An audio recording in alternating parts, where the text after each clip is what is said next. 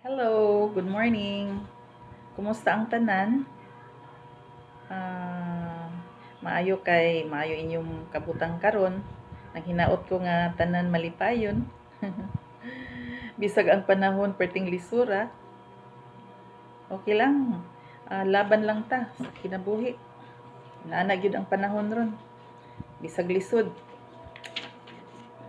Ah, ako usay kwan ba ma-feel man gyud nato nga ang panahon ron lisod na, no?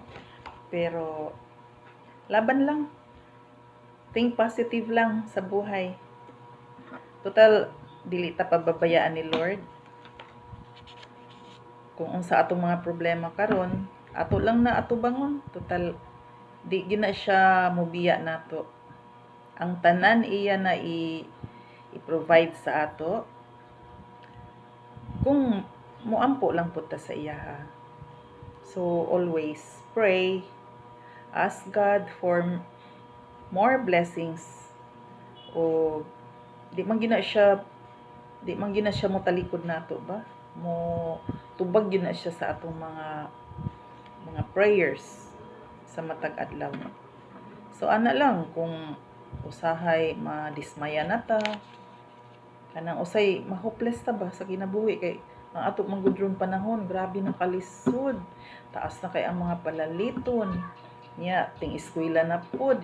Grabe ang mga estudyante nato, ang atong mga parents nag-isip na pud sa mga kinahanglanon sa mga estudyante, dili lalim. So ana lang, kapit lang ta sa taas, kay siya ra man gyud ang mo provide anang tanan. Wala gid tay mahimo kung dili ta mo sandig niya, dili ta mangayo niya, dili ta mo ampo niya. Salig lang gyud. Maura gyud nay pinakasekreto nato sa matag adlaw: magpasalamat, mag-ampo, magdayeg labaw sa tanan, kay kana ang gikailangan lang sa Ginoo gikan nato, magdayeg ug magpasalamat. Wala siya nagkailangan anang mga offering, wala na. Kundili ganang kabalo lang gyud ta mo pasalamat, kabalo lang gyud ta mo dayeg sa iya, kay maura gyud na ang iyang ikalipay bitaw.